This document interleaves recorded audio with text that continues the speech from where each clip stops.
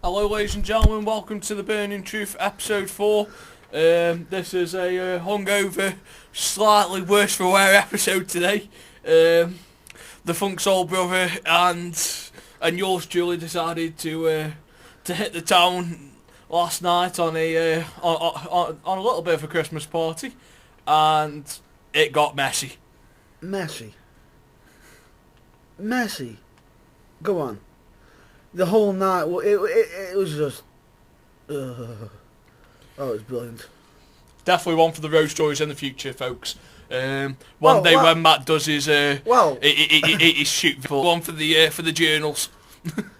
Journals, logbooks, and into the incognito file of PCs everywhere. Yeah, and I went into Ric Flair mode last night. Space Mountain, jet stealing, wheeler dealing. I was there. For half an hour I was Ric Flair. I know I am fucked. All I will say is, there are certain locations in the world, if you go to these, you know you're going to be doing something. As for what they are, we'll save that for another time. Possibly shoot video, maybe? Quite potentially. I won't have the privilege of doing the shoot video, so once yours gets published, it'll probably be on there. But that was that. So it's a slightly hungover episode today, but the two of us are back. We've been gone, and unfortunately we did sort of make some arrangements for some some episodes to be made sooner than this, but we've had some situations and problems arise. I had a family emergency. There is going to be another episode uploaded with this, which is just myself. Matt didn't have time to do his road diary due to some unforeseen circumstances and a little bit of a mishap. He didn't get to do anything, but I've done an episode basically reviewing the CM Punk Vince podcasts. So that'll be up as a special soon. That's just me. There's no one else speaking on that. So you're going to have to put up with me for about half an hour. Ooh, that's not harsh. I know. It could be worse. They could have to put up with you for half an hour. Fucking Lord knows it takes some going. Hey. They put up with me last night for half an hour. Did you even last half an hour? Yeah, I'd say yeah. I went back for the seconds. Third, fourth, fifth. The sixth and seventh. Was there any hot tags? Wasn't necessary. It was always red hot. So I wasn't needed to do a run in halfway through to make the save? No, not necessary. Not necessary. Oh, right. So the world of wrestling. Kevin Owens has taken over WWE by storm. Mr. KO. He's literally destroying. Steener's going to kill them. Kevin is literally going through them. He isn't just beating them. Well, technically, he doesn't even have to win a match. He's just literally ripping them to pieces. Set the bar. It was an awesome debut.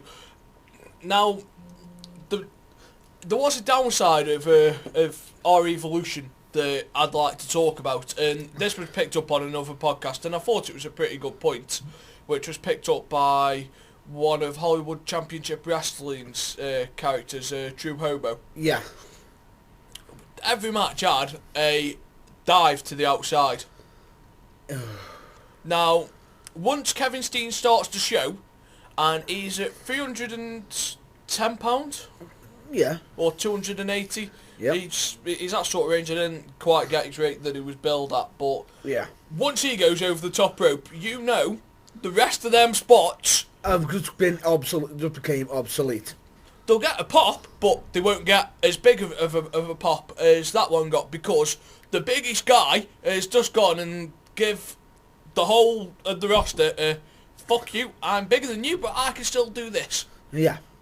So and also from a wrestler's perspective, you don't want dives in every match. You want something different. Yeah, but there was dives in every match, but everyone was unique, but they all went towards the stage.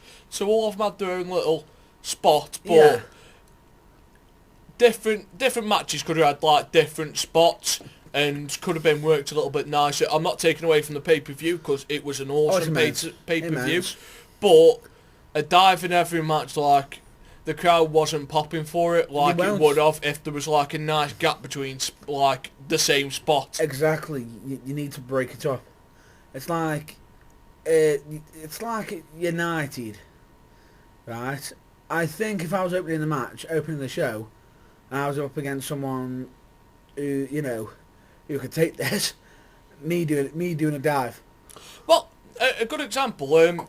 Me and you have just had half an hour of watching some pro wrestling guerrilla stuff. Yes. And for the first 10 minutes, I was like, okay, this is alright. And then I was seeing the same stuff in every match, and I'm like, right, I've seen this. It's overkilled. And it was, yeah.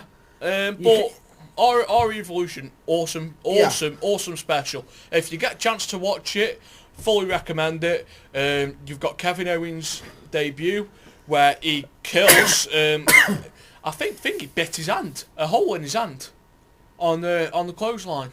Who was he facing? I'm just trying to remember. All I know is he just jobbed. Yeah, but he went for a clothesline, and I think Kevin Owens' teeth bit his hand, and it put a hole in his hand, so he's had to have stitches in his hand. Mojo Rawley he faced, but to be honest with you, I think it may be a receipt, but come on, it's a palm strike to the face. Could have killed him. Yeah, but he went for the palm strike, and then after, I think he caught his teeth, and there's a big bite mark in his hand. Well, from that, Kevin Steen's got that's how stitches on his face from the incident. Yeah, so that was a good match. I also liked, and I like how they haven't gone overkill on it. The entrance done not by Kenta, but whoa! I bet you the Ascension were outside the ring, looking and going, is that Hideo Itami / Kenta, or is that Scorpion from Mortal Kombat? Yeah, but Finn Balor had an awesome entrance. You know what's going through my head to that name, don't you? Finn Balor, or Finn Balor, whatever they want. You know, he goes by many names, but he's that entrance-wise, crisp, beautifully done, and not overkill because you're not seeing it every week. Correct. Which is nice. However, would that entrance look better with like UV paint, where he's got a normal face and then his entrance comes and it shows the face work? Yeah. And then after lights come back on and that it shows potentially back to normal. You might be saving that for the main roster. Yeah, I know, but you never know. That's something that like maybe they could work in on the specials. Why do I get the feeling that WWE might listen into this? Because just to let you know, folks, I think WWE might have listened in because a comment was mentioned about a certain pairing of two people. You give them a name, and all of a sudden, that literally that week, literally the next Raw, they literally dubbed it on the commentators table. The good old J&J security. Yeah. They didn't even say it. You mentioned it on the podcast once, and what happens? I'm telling you, I'm gold. Vince, hire me. I'm basically suffering from insomnia anyway. It's fine, I don't mind working 24/7. So that was an interesting one. This entrance is brilliant. That is the only entrance that can beat that is the Undertaker's. It's got that atmosphere. Yeah, it's a spectacle. Yeah, which is half what wrestling is. Yeah, wrestling is half spectacle and half sports and showmanship. Yeah, you've got to, sometimes your entrance has got to be unique to make yourself stand. That are played should always just be an extension of the person themselves, but with the volume turned up. This is why Shawn Michaels works so well. Stone Cold Steve Austin, Ric Flair. Ric Flair is Ric Flair. The Rock. The Rock. John Cena is John Cena. Brock Lesnar. Beast. Yeah. But these people's gimmicks work because it's them, but with the volume turned up. It's literally themselves cranked up. Which, Yeah, people can get behind that because they're being themselves. If they're put into something that's not really them or cartoonish, it'll work for the kids for so long, but then it'll get dull and boring. Doreen? You know, dull. Who's Doreen? I have no idea. Oh, I'm probably referencing Danny Doring. So yeah, it was quite interesting. The main event, what a main event! What can we say? Oh, that is just a spectacle. Two men that have worked so well with such a great feud, and that is a feud capping And match. what a way to set it. Yeah. To set that bar. And what did he do straight after? Kevin Steen comes out and kills. Kevin Owens. Yeah. Kevin Owens. Kill, Steen, kill. Oh, no. What made it so special is they didn't just go into it. They set it up. They set it up. He got there. He hugs him. They're looking all good. They're about to be the last two to leave. And then Kevin. Fight. Kevin. Fight. Kevin. Fight. Boom! Out of nowhere.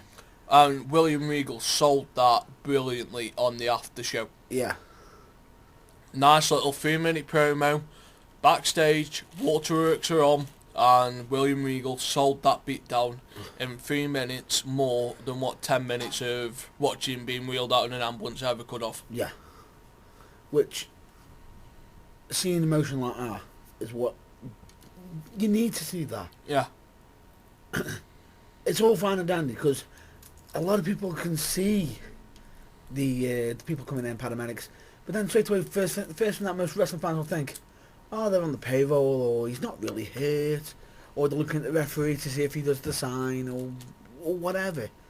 The point being is, having Regal set that, it literally sets a tone to the fans. Yeah. People who are watching. And it was nice, it's different, because it isn't always, like, normal. It is, like, a face or unbiased. I say unbiased. So it's nice, So that's like a quick recap of NXT's our evolution. We don't want to spoil it too much for people because we want you to watch it. That is the closest thing to wrestling that WWE put out. In all fairness, there has been another episode of NXT already. Yeah. But we're not going to talk more about that because you'll want to... Once you see this big event we're talking about, you will want to see the next episode. Yeah, so it's nice, and just to let you know that for people who weren't sure, Matt published our TLC predictions online. Yep. Shall we have a look who won? Funny. Right, so you won. I know. Sorry, I couldn't quite hear that. I put the wrong one on for myself. I'm glad this is being recorded. I knew one of them. I knew one match had to have some, a villain. Yeah. Take the win. I just unfortunately picked the wrong one, which got you the win. I knew if I literally did the switch, I would have beaten you. Well, you would have drawn. I would have beaten you. Because if you think about it. Why? Because then the one that I got wrong. Yeah. Would have put you equal with me. Would have put me equal. One that I got wrong. Would have been equal, and then you would have got the other one right. And then the other one would have been right. Right. So, we had the New Day versus Golden Stardust on the pre-show. Yep. Did you watch it? Yes. Nice match. Good, solid. Yeah. Like, the New Day, they are getting a bit of backing. That drop kick. Mid-air. Yeah. Upside down.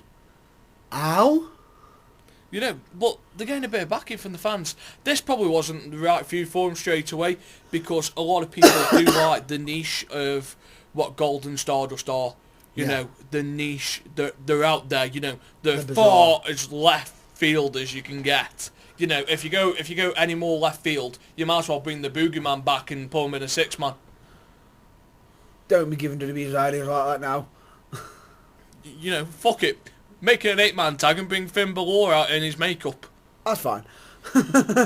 So that was that. Then on here, just looking at it while we're going through, we had Ryback versus Kane. That's... What possessed you to go for Kane? Right. It was between them two in my head. Yeah. They both couldn't get... Both of them couldn't be good guy wins. Yeah. The idea was, I knew one of them was going to lose. Unfortunately, I just picked the wrong one. Yeah, like, I was running through it and I'm like, Ryback can't lose that match because it's his first big feud back. Big feud back. But Kane's been having a dismantle week and they need to bring him back up. Do they though? Yeah, they do. Kane's like the mid-card enhancement talent now. True, but they can't make Ryback up there right now. However, the fact that he has one has benefited WWE a lot. Because we'll move on from the Kane situation after. While we're on the subject of Ryback, what do you think about him going into a feud with Rusev? Gold. Why? Gold. That is going to be one motherfucking ugly brawl. Exactly. It ain't going to be a wrestling match. It's going to be the stiffest 10 minutes on television that you've ever watched. Exactly. That's what I mean. One of them will leave in an ambulance for real. But that's... No, but bear this in mind. If Ryback wins, he's got the big oomph for the USA. Yeah. Against the Bulgarian brute. Bulgarian, Russian sympathiser, super athlete. But then if Rusev beats Ryback, that feud could have been saved for WrestleMania. Catapult Rusev. Will it? Yeah. Right, so in my head, this is how I see it. Ryback's on the road back to trying to get to the main event. Rusev is on the road to getting to a main event. Yeah. They're going to clash. But wouldn't it made more sense to have them clash at WrestleMania to give one of them the moment? I agree in that sense. But bear this in mind, they might have something bigger. Could be Cena, could be somebody else. Bear this in mind, Ryback is a big guy. And he is. He is the big guy, as he keeps dubbing himself. Right? I do agree with you. Would have been a good WrestleMania. But by doing this is probably got have people thinking, what they're going to follow up with. I'm just wondering what's going to be stiffer. You know, Rusev trunks when he's looking at Lana or that match. Oh, you seen the Chris Jericho there? Shut up! And what makes it more funny? Lana and Rusev. What makes it more... That was so childish. That was so childish, but so funny. But what's so funny about this, folks, is that was a little peak because them pair are actually dating. Yeah. That's what makes it more hilarious. I'd say it's genius. It is, and it was nice to see that like brought up. You know. And Jericho being Jericho. You know, I'm waiting for The Rock to come back and ask Lana if she wants to go on the People's Strudel. No, it's only for Lillian. I was watching that promo the other day. It's something to talk about later because I actually had a chance to listen to an old episode of the Steve Austin podcast. Yes. Where he interviews Lillian Garcia because I was actually really interested because you don't hear Lillian Garcia talk that much about WWE in interviews. Like if you try to search for interviews, they're as rare as Rocking Horse shit. Yeah. You know, like... If you find it, send it to us. Well, I've found it. I've got one. No. If you find any additional ones. Yeah, she's done a couple of episodes of AfterBuzz, and you hear some snippets on there as well. It's gold. Like, I had to search about 10 hours together while I've been off on holidays away from working in between moving my parents' houses and... but I was looking at this and I'm like... She actually does have a nice love for wrestling, and it gives you a bit of an insight to what the business was like 10, 13 years ago. Yeah. Because people don't realise this, you name me a diva that has been there since the Attitude Era that's been there for 10 years. Oof. Well then. The only decade diva. But technically, they may not count her as a diva because she doesn't Oh no, wrestle. they do. But she has wrestled. No, but they do. They call her the only decade diva. You know, because Mae Young and Moolah weren't classed as divas, they were classed as female wrestlers. Yeah. So she is. Trish Stratus didn't do 10 years. Nope. Lita didn't do 10 years. Ooh. Not in WWE, she did ECW. No, I'll give you that one. Which most people don't realise that she did. Miss Congeniality. Yeah. Oh, is it Miss Congeniality? Yes. Yes. So it's nice that... You've been watching your 5 things, haven't you? No. Have you not? I've actually got that. I've actually got some of her stuff No. from ECW. I knew this beforehand, anyway. But she was actually one of the top picks on WWE's 5 top things. Yeah. Of people, that WWE superstars that have been on ECW. Yeah. I've been in ECW. One night only. Yeah. So it's nice, you know, that they recognise her as that. So we'll move back on to this, and then I'll move over to that later. So back into the pay-per-view. Yes. So we both went for the Miz and Mizdow It's gold. to retain the tag team titles. They retained by disqualification. Do we count that as one each? On like, do we get the point because they're still champions, or because we didn't really, we don't really go for match calls. We just went for. Well, technically, they left with the belts. Yeah. I'm sorry, but as a wrestler here, okay, we lost the match, but they won the war. They still got the titles. Yeah. We both went for Rusev over Jack Swagger. I'm sorry, but Jack's been hitting at this wall for quite a while. He's not getting any luck. He isn't crushing that wall. No. And how many times he's tried to break his ankle.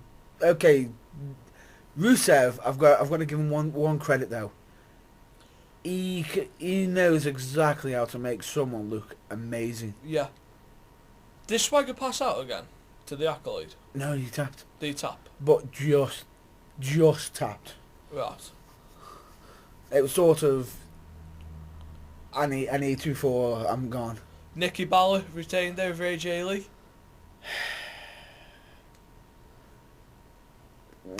What more can we say? I think AJ's going to be on her way out since a certain someone wants to get his arse kicked in UFC.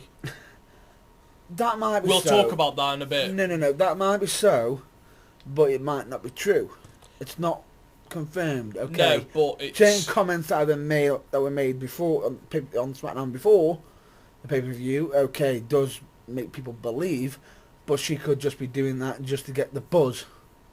She's more than probably on her way out, because otherwise WWE's just going to give her all the punk shit, and she'll eventually end up jobbing to Mae Young's son. The one that fucked us both over, Rowan versus the Big Show. Originally, I was gonna go with the Big Show, and then I was thinking, if they're serious about pushing Rowan, he needs to win. But he didn't.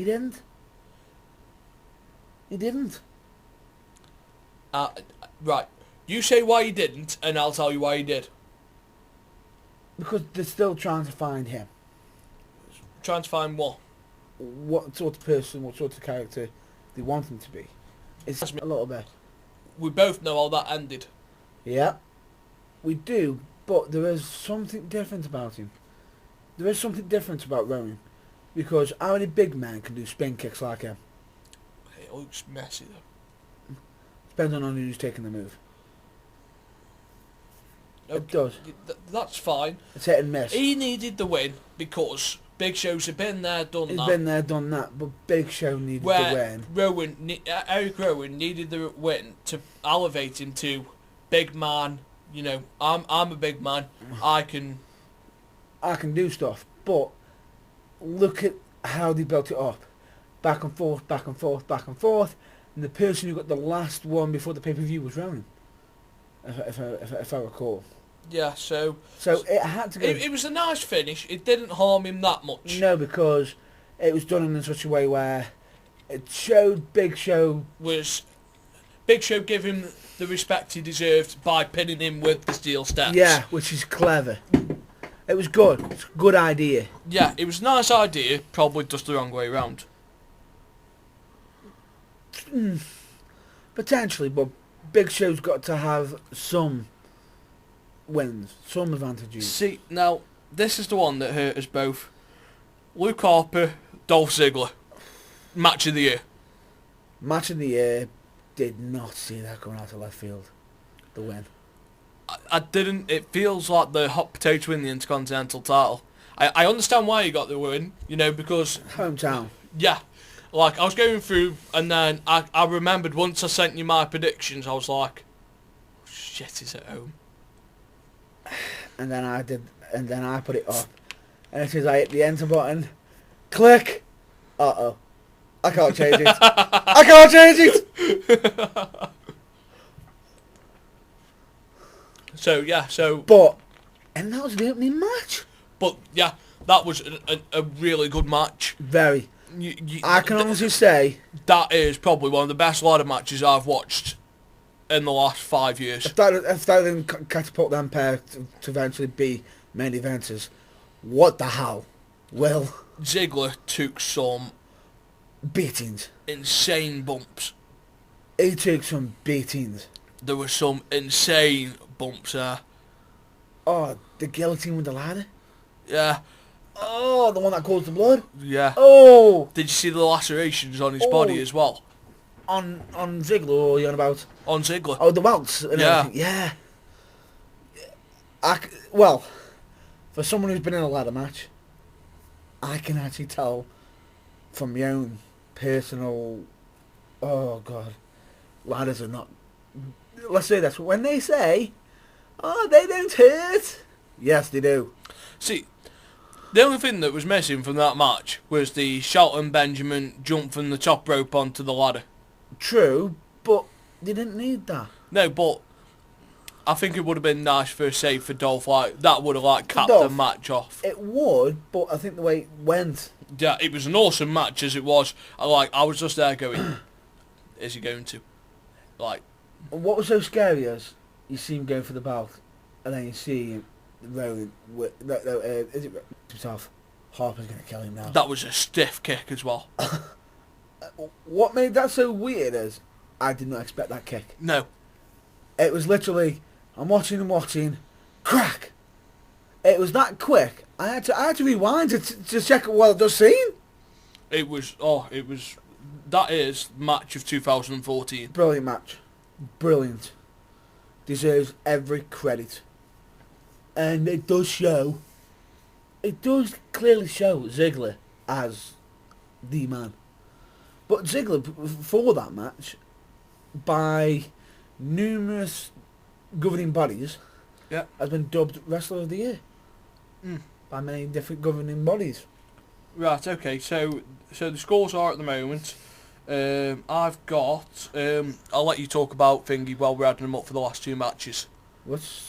So, you talk about John Cena and Seth Rollins, you know, the match of 5,000 tables and the referee being completely utter useless. Yeah, they didn't need a referee. It was, I've got to say, in all fairness, good solid match. Yeah, really good solid match. Good idea how they did it. The only thing is, I didn't like about it is, the one thing I didn't like is, straight away, they played off J&J Security. Yeah. I knew straight off they were going to have them involved. It needed to be that. And if you're tallying them up, you beat me by one. I'm just seeing, you know, because... You beat me by one. We'll make it a regular competition. You beat me by one, trust me. I did the maths. Well, I don't trust your maths, so talk about the fucking maths. Carry on.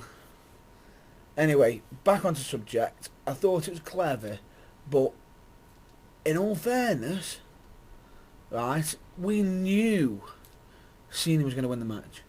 The question was, everybody heard the rumour, Randy Orton coming back, attack. Orton return imminent, and whatnot. And yet, the funny thing about it was, did he turn up? No. I beat you by 2. Is it by 2? Yeah. Okay. There was 10 matches altogether. Which 2 did I fail on? Ambrose and Ryback. Yeah. Because we got the Harper one wrong.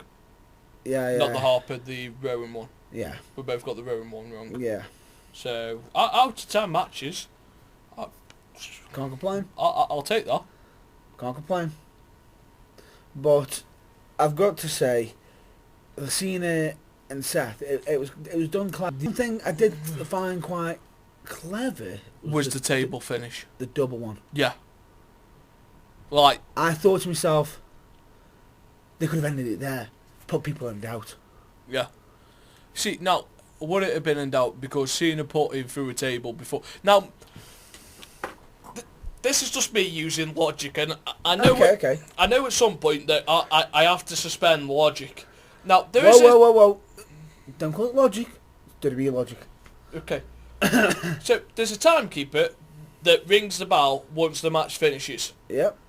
Now, normally, when the referee makes the count of 1, 2, 3, the referee doesn't even have time to stand up and turn around and the bell's gone. Yes or no? True. Okay. Now, at the first point into that match, Cena put Rollins clean through the table. With the referee out. Now, why doesn't the timekeeper just go? The referee isn't there to confirm the win. There's 20,000 people that have just seen the stupid fucker go through a table. He's not in charge.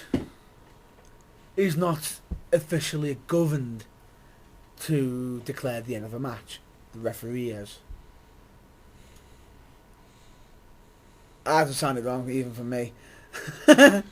I do see your logic.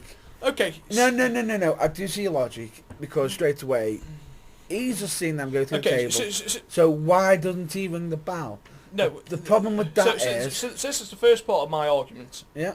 Okay, right. So that's the first part. Okay, referee hasn't seen that one. So, next, this is WWE logic now. Go on. We could be here for a while. So We are going to be here for a while. So- Not could. about 4 minutes later, after the matches, like, the referees regain consciousness, they do the nice spot which you're saying was well timed through the double table. Yeah. The first referee couldn't call it. Why did 2 more referees come down? Why couldn't one of them 2 referees come down and said, he's already put it through a table once?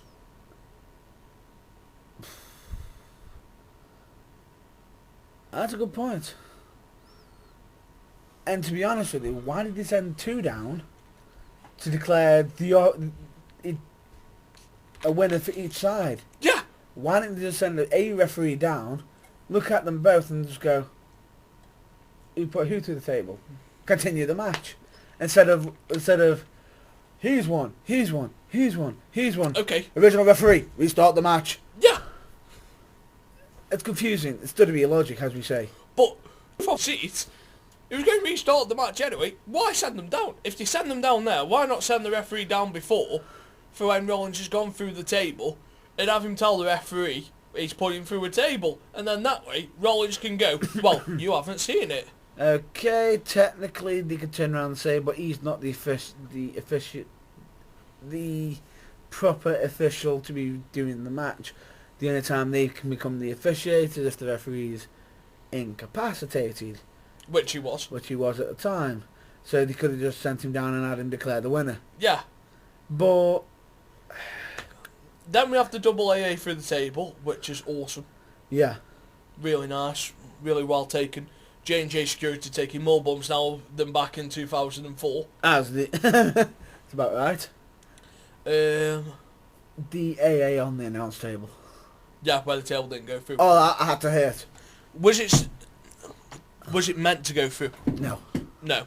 That's fine, like, so they must have reinforced it. I'll tell you this now, they had to reinforce it because, you know, I know what you're thinking, how did I know? How do I know? One, look how the tables normally break. Yeah. They break on almost boom, wherever Cena does it. But bear this in mind, the biggest clue was JBL. Didn't move. They moved, but as soon as he landed on the table, it didn't break. He was quick to notice that. It was sort of a bit too quick, if you get what I mean. Yeah. It was sort of it was sort of like, boom! It didn't break. It was like he didn't. It was like he didn't need to. He could have given it a couple more seconds. Yeah, to make us believe. As he just went, because if you're on commentary and you didn't know about that being reinforced or something, you'd be like, oh my god! No. You had to take time to let that information soak in. Yeah. So not just go boom straight away. Yeah. So that was there, and then it actually finished with the AA. Yes, but as I mentioned earlier. Oh no, sorry, I've missed out a nice big chunk of the match. Yes, you did. Big Show comes down, tries to cost him the match Again.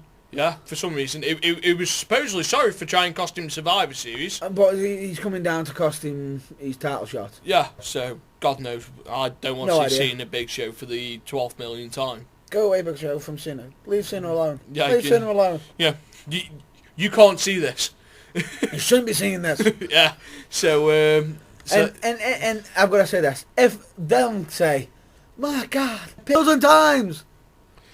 Like... It shouldn't be shock. No, like, what would be impressive is if you give Big Show and Kane the double AA. Then you could go, yeah. Holy shit. Good Lord Almighty. Yeah. I've never seen that. Yeah, then the surprise return of the night. Well, stop there. Now, earlier I declared, people thinking, Orton. We didn't get Orton. We got the Superstar of the Year. We got the future Super Cena. Yeah. It was like please tell me you did see the crowd. How the crowd suddenly opened. It was like a portal opened before the music hit. It was like, they knew. It was... I saw a picture the other day of what would happen if The Rock and John Cena had a baby. Roman Reigns. Potential. All I will say is... As an operation, kicks out at 2. And then Superman punch followed by spear. Yeah, so he comes down. If they're going to do a save, why not run from the crowd? Not walk. If I was Big Show, that... Well, fuck this, I'll take you off a minute, get from there. Did Bang! Table through. Ref. See you in a bit. Yeah. Instead of put Cena down. This goes back to the things that we were talking about with run-ins. Yes, don't get me started on that. Why did they wait for the music? Why didn't he just appear? Yeah. It's... And then after Cena AA's in through the fifth table that's been one used. thing I do like about the whole Roman and Big Show, I wouldn't mind seeing Roman versus Big Show. No, because it's new. And the reason why, more so as well, Big Show's finisher. The WMD. It's fist. Yeah. To the face. And what does Roman do? Just before spear? A Superman punch. Power of the fist. Yeah. Power of the punch. It'll be an interesting punch-off. Yeah. So... But as the joke goes around the locker room, guaranteed if he's up against Roman, if Big Show's up against Roman Reigns, Vince will be in the back going, God damn it, make sure to make Roman look good. Rock's on speed dial. Vince McMahon, do you like pie?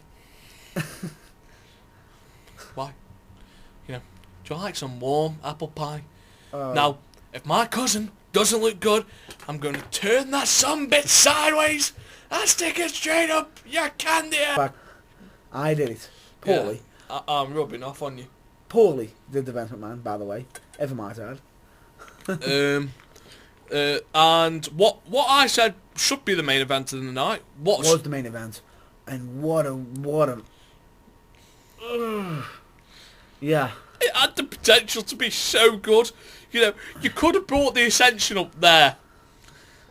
But finish. Instead you had a CCW finish. Oof. See, I know Dean Ambrose is playing like a lunatic role, but even a lunatic knows not to pull a television. Well, that's what Cable's in. Yeah.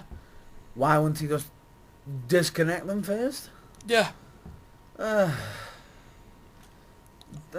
The match felt, I was expecting so much, all the hype. it wasn't the hype. Like, I was expecting, because, like, they both had time on the indies. I was just expecting so much more. I was expecting, like, a breakneck car crash, but a good car crash, Yeah. The one that, like, the ones that, like, you pay to see the Demolition Derby, not the ones that we see on the M6. Just so you know, folks, that's a reference. That is a UK motorway. Just so you know.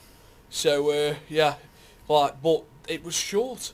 It was high Yeah. spot, 2 minutes rest, High spot. 2 minutes rest, and it was the same high spot. Fizzle the end. It was the same high spot 3 times. Yeah. It doesn't matter how big your ladder is. Fucking insert ladder joke there, or penis joke, whichever one you want. I'm not even touching that with a 50-foot pole. What? I'll start off with a 10-foot ladder. I raised my 10-foot ladder with a 14-foot ladder. Oh, fuck this. I'll raise that 14-foot ladder with a 20-foot one and still do an elbow drop off it. And I think what made it more funny is why didn't they actually consider putting the ladder in the ring to make it higher?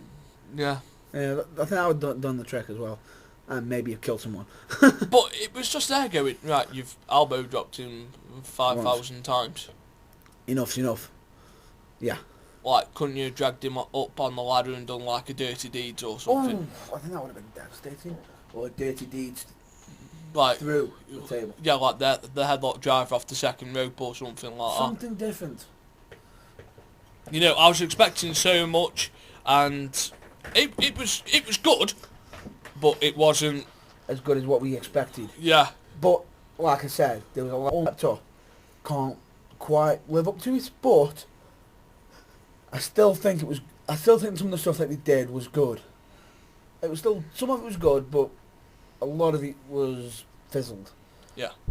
A lot of it was fizzled. But, end of the wrap-up of it, I'd give it... Best pay-per-view apart from WrestleMania this year. You think? Yeah. There was loads of good points, just a couple of bad points. Like, I think if they could go back and change some of the matches... Yeah, they should... What?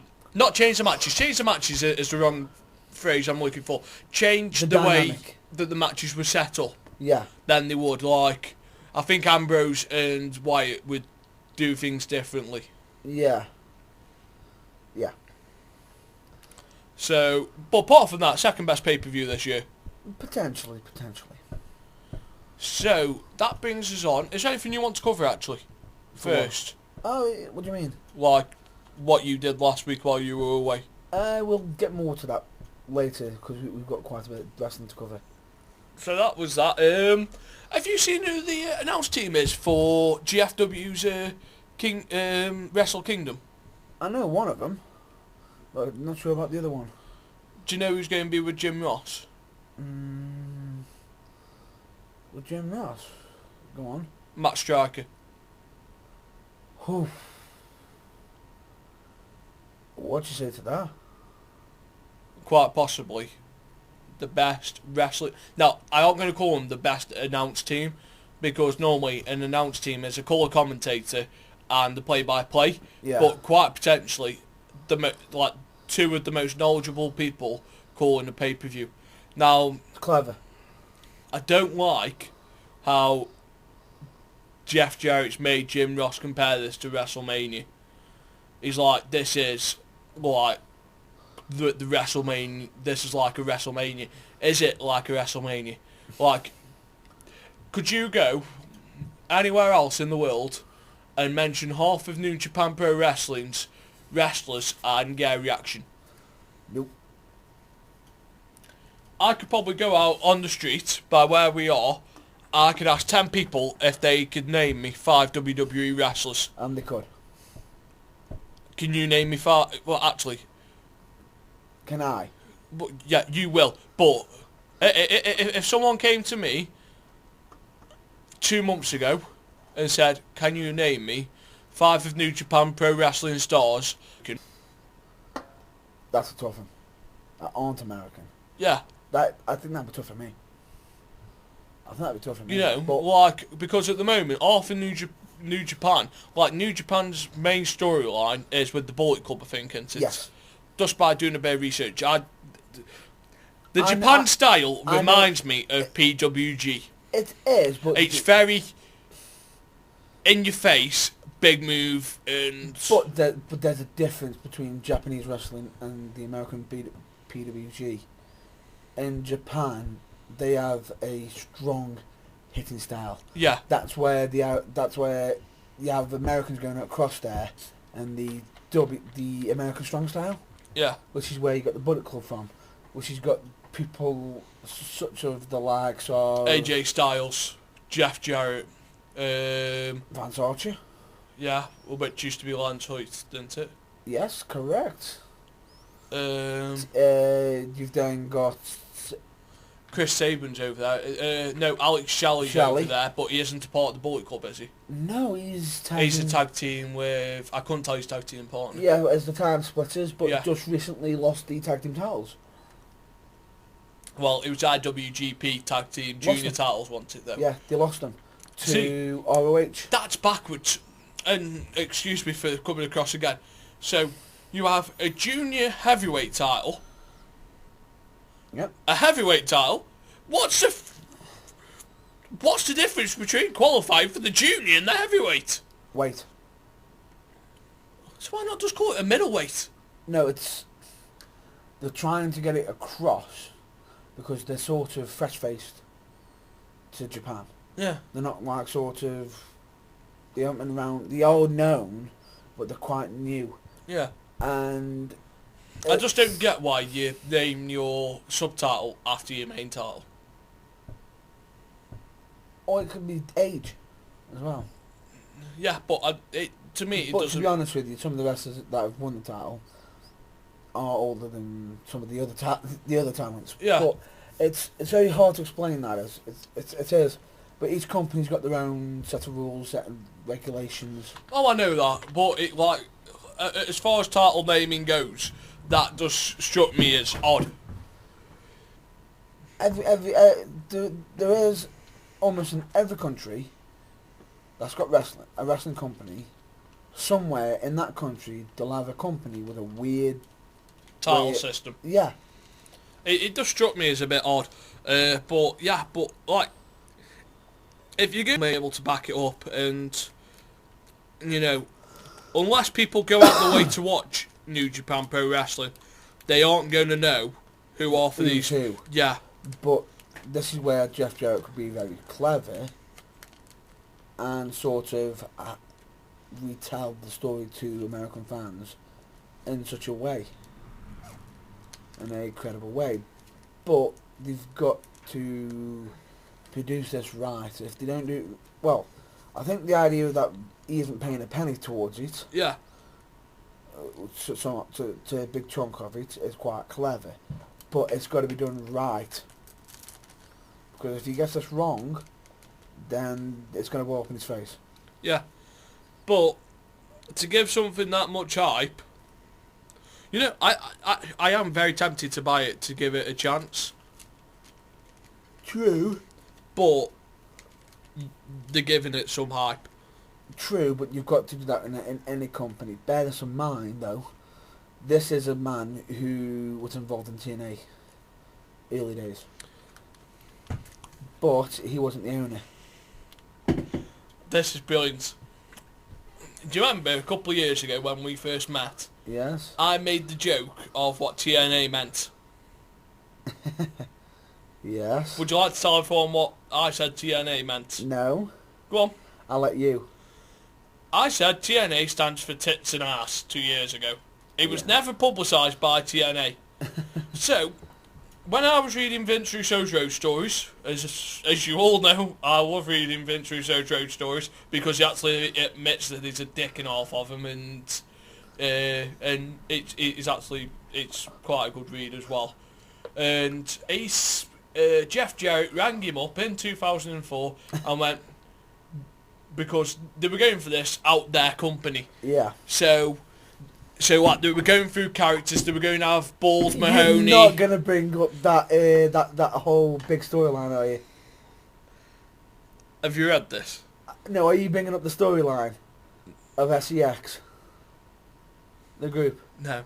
Oh, that's alright, never mind. Carry on. So they were going through the characters and they were trying to find the most audacious characters that they could in the world. So they were going to have Balls Mahoney and someone else, like in this out there tag team.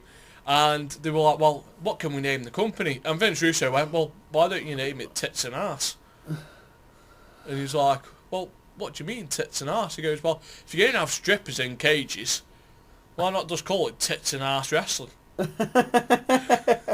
So that's where TNA came from. And then Jerry said the next day, well, what happens if someone asks us what the name means in a legal standpoint? You know, I'll just call it Total Non-Stop Action. So TNA actually does stand for Tits and Arse.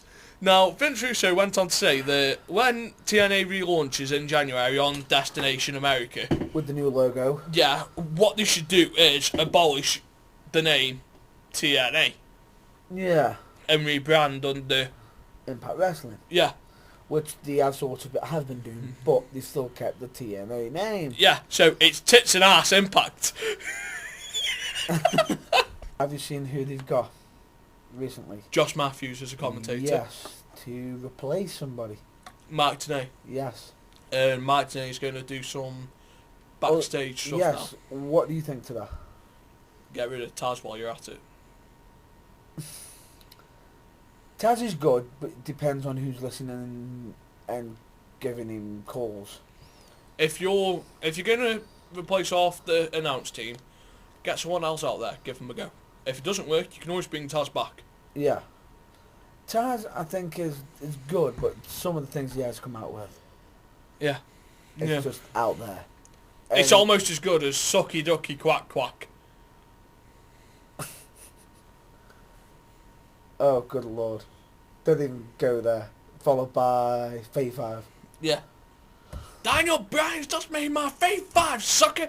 Now can you dig that? And said that straight after he's already said that dude's in my Fave 5 after 10 times.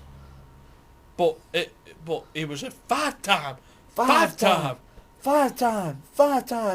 times say of that bloody quote. So yes.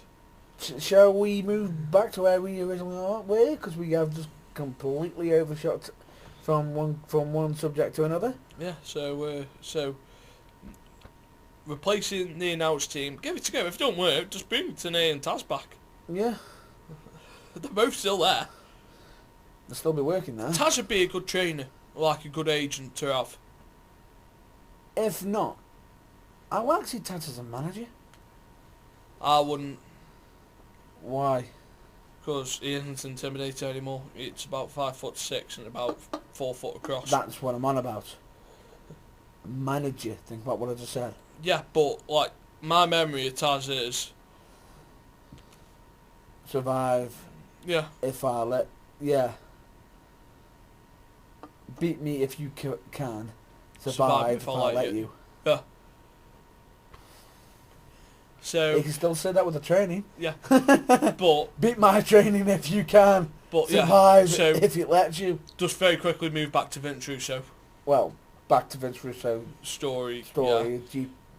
Yeah. So he said Dixie, the best thing Dixie could do if she wants to make a serious go with this rebrand, is just call it Impact. Impact Wrestling. Yeah. Which it does seem to be happening. Yeah, but the TNA logo's still there. Yeah. And it's going to be there. It's going to be there because TNA has actually got a long history. The only we got to rewatch some of that. The best of 2014. Best of 2014 for 3 weeks. Anyway, that's the end of that TNA conversation. Just a quick pun. You know how the UK tour is called Maximum Impact? Don't even go there. So it's tits and arse. Maximum Impact. So the arse is taking a maximum impact. You know, fucking no wonder Val Venus is giving it the money shot. Oh, good lord.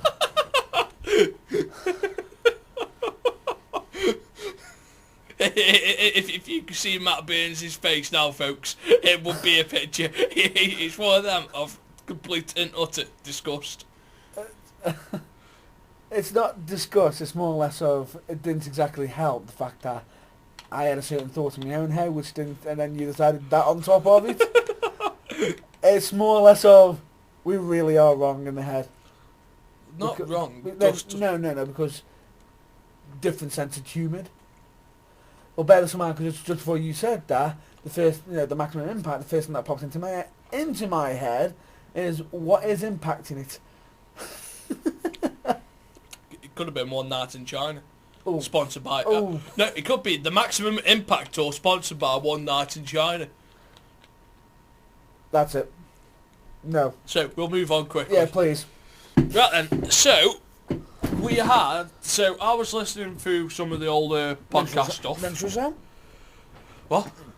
Yeah, Vince Russo. No, Oh. I'm done with Russo. Oh, yeah. I only advertise that fucker for a couple of minutes each week. But yeah, it just feels like it's been 20 minutes already. Yeah, so moving on, I was listening to some of the old Lillian Garcia stuff. Now, for those of you that remember, Lillian Garcia actually got to do a bit of drinking with Stone Cold Steve Austin. And what most of you might not know, and this might surprise my colleague, Lillian Garcia is allergic to beer. Ouch. And Steve gave her about 10 or 12 beers and ice. Ouch. And he didn't realise she was allergic to beer until she went on his podcast. Because every time the show finished, she had to run backstage to get a Benadryl. Ouch. So she didn't throw up. Basically, how long did he not know that? For the whole time that he was there doing it. And they did it for 6 months. Oh. But she didn't want to lose her spot with Steve. Doing like the send-off for America. Yeah, that's understandable, because So, I can actually relate to that, because if you get into a good position where it's good, you sort of try to do everything to keep there. Yeah, so she took one for the team, got doused in beer, drank beer, and then went backstage, took a Quick, someone get me the EpiPen. Yeah. Injected herself, and then she was like, I was pissed. She was like, every night I was blooded. She was like, there was one night, between trying to drink some of it and tip off of it over me so it didn't affect me that much, you must have passed me 15 beers. Oh. Quiz time. Who throws Steve Austin in his beer? Whoa. I've got to say one thing, though. Just think of a medical bill after hearing that. I'd send it Vince.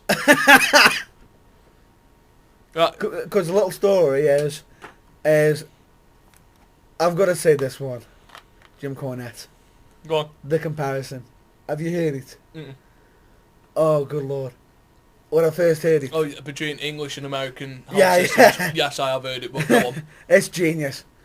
He basically, he decides to come over on the tour. He doesn't like flying, and he's over in the UK.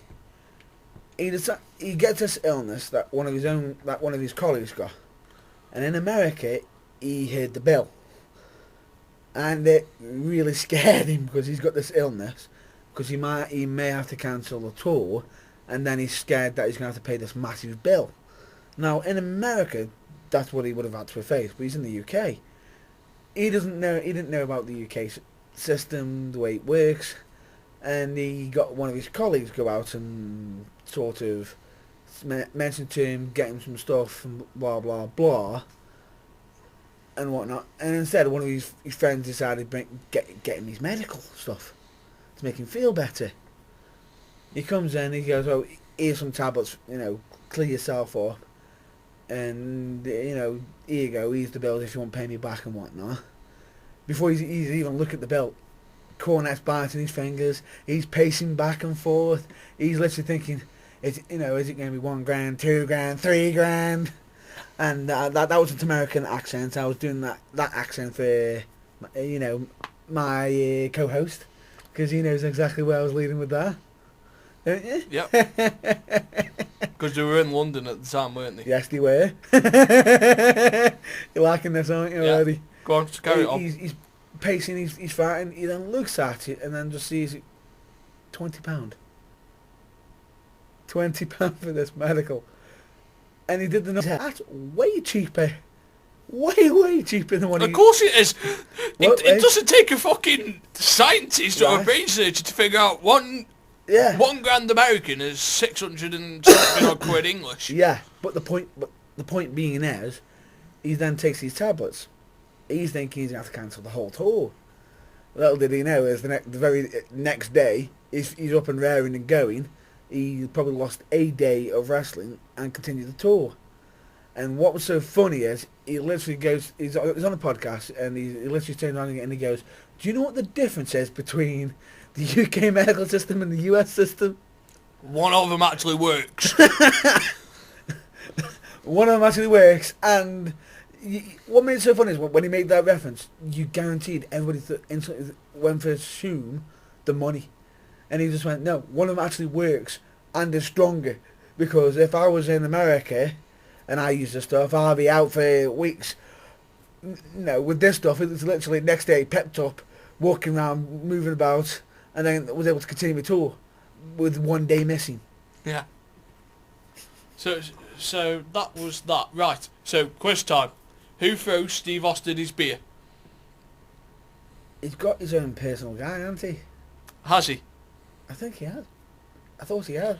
95% of the time, who throws Steve Austin his beer? It's either his colleague or the ring bell.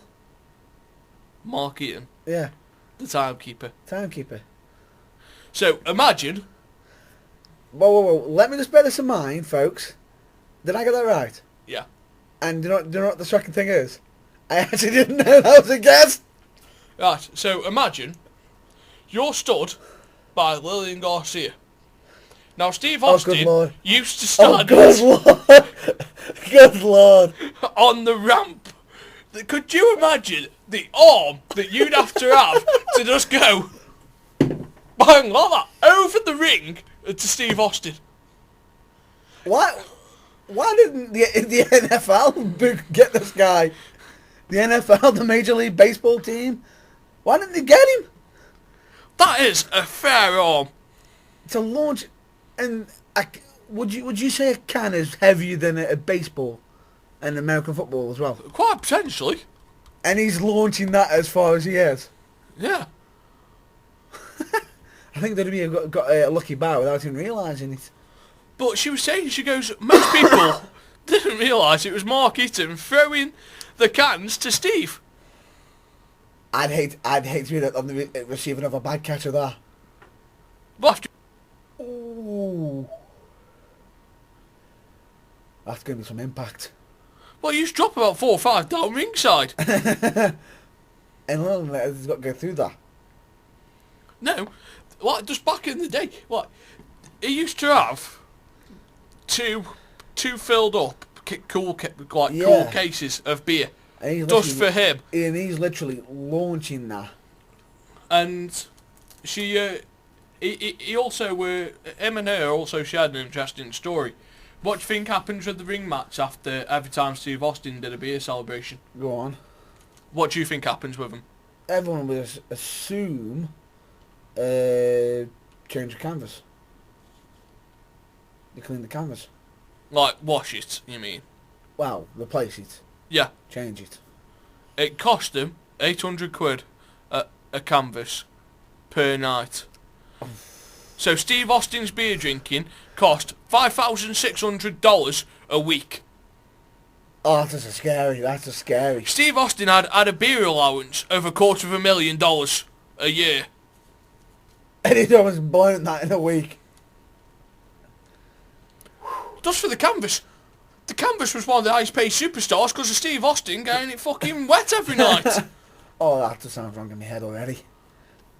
But 800 quid, because they couldn't use it again because it used to be damp and useless. So they used to bin. Potentially it could be washed, but beer on a canvas is not good. Yeah, so like they just used to get rid of them every night. I'm surprised he didn't try to sell them off or something. But they were costing $700-800 Which is not cheap. to replace. So 5,600 times that by 52 weeks. You look at nearly $250,000 in Just on canvases. Just in canvases. Never mind the alcohol. That's a scary. That is just scary. Yeah.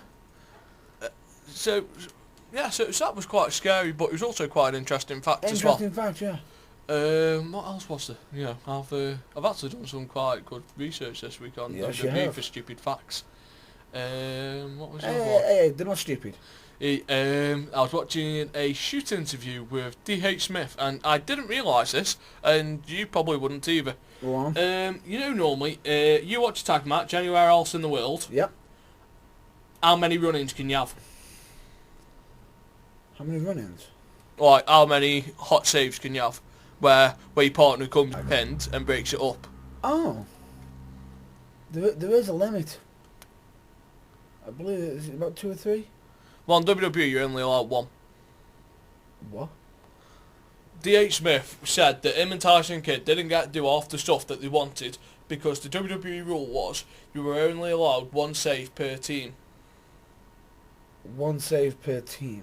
Yeah, so say I hit you with an RKO, you were tagging with Charles Kelsey, for example, Yeah, which wouldn't happen. Well, it wouldn't happen now because you're not the bully. yeah, correct. So, but just run with me for a bit. Yeah. So I hit you with the RKO. He comes in, From makes out the of nowhere. save. Yeah, he comes in, makes the save. Then my partner hits you with a super kick, tries to pin you again. If he comes in, DQ. Yeah. Seriously. Yeah, and that's a WWE rule. Personally, That half the fans don't know because no one ever fucking says it.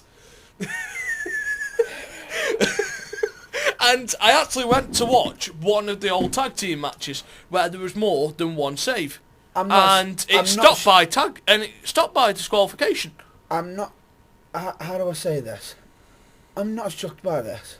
I'm appalled. Good Lord, I could not be a tag team specialist in the WWE. How many saves I've made during the matches. But why wouldn't you tell people that?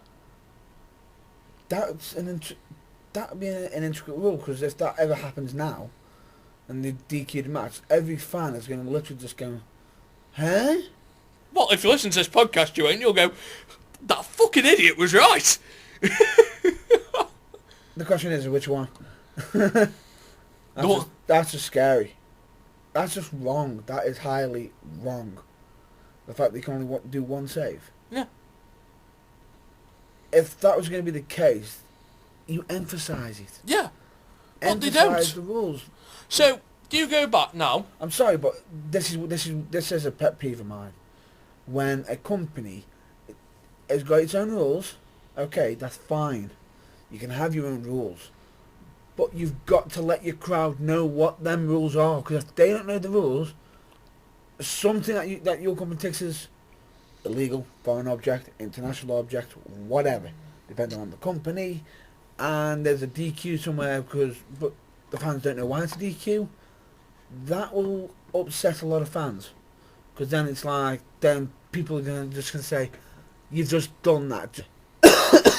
The rules are meant to be there to sort of, I think the major reason why I think the rules need to be explained because It gives clarity. Correct, majorly. One, it also gives the good guys what to stay within, and the bad guys to break. Yeah. Bear this in mind, right? If that was the case, then why wouldn't they have heel teams using that to emphasise their cheating ways? Have someone cause a distraction while the other tag team partner makes that save. Yeah. And gets out of there. They'd be hated more. But because the crowd would know that is wrong by their standards. Yeah, but it was on D.H. Smith's shoot that they didn't realise. But if you go back and watch some of the old tag team matches, 2006 and 7, you'll see that they only made one save. Yeah. The scary thing about it is you're right.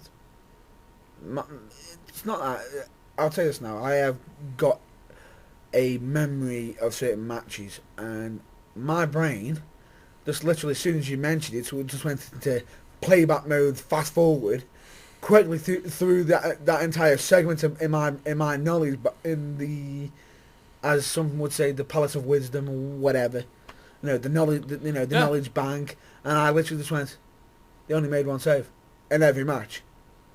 What the hell? And no one says anything. No one even bats an eyelid. No. So, if that rule was broken, would they enforce it? Yes, they do. But straight away. I'll find you the tag team match No. on YouTube, and I'll post it on our Breaking the Fourth Wall page. What? I'll find the clip on YouTube. On what page? On our Burning Truth page. I'm hungover, folks. All I'll say is this. That was Nathan Goff, not Matt Burns. Just for legal reasons. Fucking sue me. Bite my shiny metal ass. Oh, calm down. Bending Rodriguez. Unit. No, I'm just trying to remember the full name. I actually do know. So, so that's that, right. We're going to wrap this up for the Christmas edition. Are you sure? Yeah, because I've got to do something in the next hour. There's a big money match on, and I need to go place my bet. Fair enough. And I told the lad that I'd be there to watch him. Is it okay if I just get some stuff out for myself now quickly? As for what I've been up to, I did a... Yeah. Everything okay? Yeah, everything's fine. Good. I was in EDW, and I was involved in the bathroom tournament. How far did you make it? I got to semi. Ah. Well, not semi-final. Last four. Oh, no. It goes... no, it's not semi. What is it? Well, there was only 8 of you. Yeah, there's only 8 of us, and I didn't get the first victory. Yeah, it's okay. So you made it to the quarterfinals. Yeah, I was in the quarterfinals, and I was robbed. I was up against Edwards, and if you recall this one, last time I faced Edwards, I was pot-shotted by some knuckle dusters. Yeah. And if you recall, I had a nose that was looking a bit broken. Yeah. And 2 black eyes. Mm. If you remember. Yeah. He tried it again. The exact same way. Yeah. Tried to hit with the mic. And you can sort of guess. Did I fall for it this time? No. What do you think happened? You'd hit him back. I mopped the floor with him. I literally ran through him. Unfortunately, just as I was waiting for the big finish, he got a sneaky roll up and grabbed a handful of tights. Now, I'm not discrediting the referee. Okay, he was a new lad, and there's always that experience barrier. He focused on the shoulders too much and didn't quite catch the cheating, which I was upset because I felt I deserved that match. Yeah. Because, well, bear this in mind, how many matches do you know that are... What would you say, someone beating someone up 95% of the match? It's about an 80% conversion rate, and it's where you normally win. What? About an 80% conversion where you normally win if you control the match. No, I'm literally knocking him around 95% of the match. I think he got 2 moves on me. Nice. An eye rake, raked me eyes cheatingly, and did a schoolboy and pulled the tights. Nice. The rest of it was just me pummeling him in front of the crowd. The next show was in CCW in Wales. Mm. Was quite upset. Yeah. I arrived there. Nothing against my opponents. I understood why. He couldn't make it. Yeah. He had an emergency situation occur, and if I was in the same boat as him, I would have done the exact same thing. So it looked like I was going to either have a free night or potentially become the Money in the Bank winner Yeah. for CCW, because this was for the Money in the Bank. Yeah. Unfortunately, a replacement decided to jump in with a cheap shot. Yeah. The Sons of Silence came out. I got distracted, forgot that their fearless leader was on the commentator's table, and I got cheap shotted by a chain in the back of the head. Ouch. Yeah, how's that sound? Painful. Straight, and then When's payback going to be? and followed by a cannonball. So when's the payback? Oh, it gets worse. Oh, it gets worse. Later on in the evening, AJ Hughes. Okay, we've got our differences. Yeah. This night, we didn't have any differences at the show. Yeah. This is one thing. Okay, we don't quite see eye to eye all the time. We have different outlooks, Yeah. And philosophies. which we do. This show, he was in a fatal four-way. Two members of the Sons of Silence, and Keith, the Destroyer Matthews, was in there. Elimination style. He got all the way through, won it, for them to be cheap shotted. Yeah. Almost, cheap shotted from behind, and Money in the Bank cashed in by their fearless leader of the Sons of Silence, who beat me after I took the beating. Yeah. Of the night. Won the bout. Here's the shocking thing. Okay, I understand why he cashed in on him, because with Money in the Bank, Yeah, you have to. you have to. Anybody, I've done it. I've done it myself. Yeah. I won the first Money in the Bank for United. Yeah. And I did the exact same thing to be the heavyweight champ. So I understood that. What I didn't like was, you've won the bout.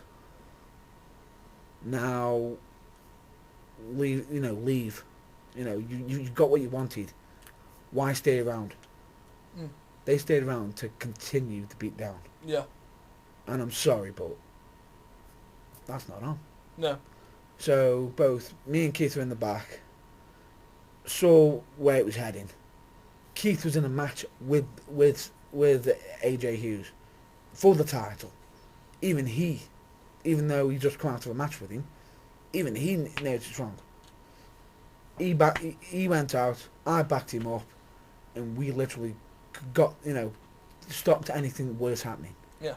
So most likely the next CCW show, we are going to be hunting for the Sons of Silence. Nice. It's literally hunting season for the Sons of Silence. This isn't just me being the Funk Soul brother. This is me being the bad boy of British wrestling. We're coming for you. Shades aside, hats, the dance moves aside, it's just wrong what they did. And I think they need to have a comeuppance. So January could be watch your backs. It's going to be watch your backs. It's hunting season. Right then. So that's it for the Christmas special of the Brilliant Group episode 4. Yep. We hope you have a Merry Christmas, folks. We'll be back doing one more episode before the New Year. Which I believe will be not quite close to, not long after Christmas. Yeah, it'll be a couple of days after Christmas. Yes. We'll be recording on the 27th. Yes, but however, if you do have any questions... Yeah, just send them across to us. If you want to have a chat with us on Christmas. We might be a little pissed, but one of us will answer you. I think you got more of a chance of that. I probably have. You've got more of a chance of answering. After watching last night's session, Matt treats drinking like Usain Bolt treats the 100 metres. He goes at it like a bat out of hell, where I treat drinking like a marathon. But bear than some mind, I was still standing and keeping up. You did have a little break in the middle. What? Because I was dancing. I was dancing. It was a free ball. I had enough to pay for it, or pay for the tab. Right then. So that's it from me. Well, we've still got to do our usual cheap plugs, plugs. I believe. Have you got anything you'd like to plug? No. You can find me on the Burning Truth web page on Facebook. Nathan Goff on Facebook. You can find my colleague, which is under Matt the Bad Boy Burns, or Matt Bad Boy Burns. On Twitter. You can find him on Facebook under Matt Burns UK. Yeah. And you've also got the official website, which is www.matt-burns.co.uk.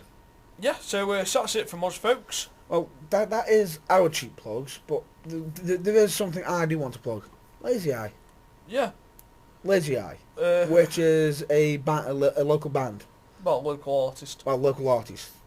Local artist and band, I'd say. Yeah. Because there's more than one.